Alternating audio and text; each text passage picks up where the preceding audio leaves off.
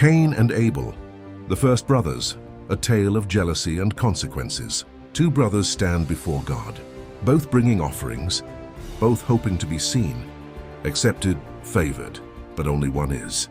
In a single moment, everything changes. One brother walks away honored, the other walks away rejected, his pride wounded, his heart burning with a question he cannot escape. Why not me? This is where the story of Cain and Abel truly begins. Not in the fields or among the flocks, but in the silent, growing rivalry between two brothers. One gives his best and is accepted. The other gives and is not. In the earliest days of the world, when the earth was still young and the memory of Eden lingered like a fading dream, there lived two brothers, Cain and Abel. They were the sons of Adam and Eve, born into a life far different from the paradise their parents once knew. The ground was no longer effortless.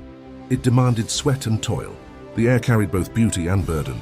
And in this new world, each brother found his own way to live. Cain, the elder, became a tiller of the soil. He worked the land with strong hands, turning dust into fields of grain. He understood the rhythm of seasons, the patience of planting, the uncertainty of harvest. Abel, the younger, chose a different path. He became a keeper of sheep, wandering with his flock across hills and valleys, guiding, protecting, and caring for the gentle animals entrusted to him. Though they were brothers, their hearts grew in different directions.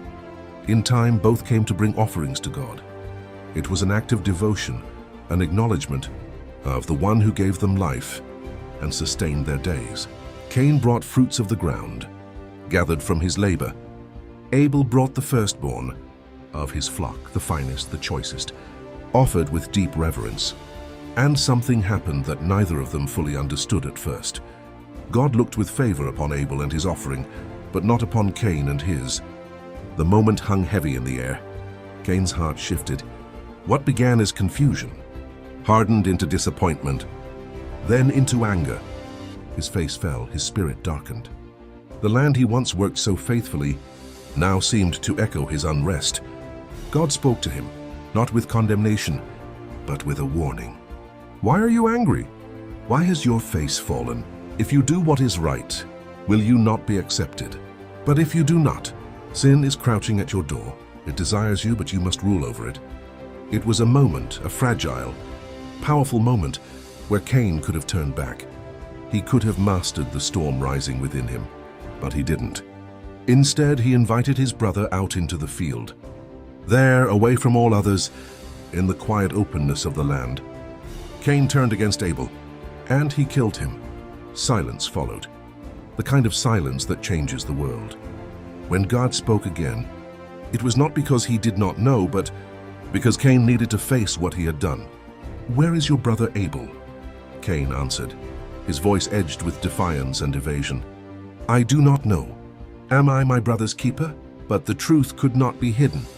The voice of your brother's blood cries out to me from the ground." The very soil Cain had worked now bore witness against him.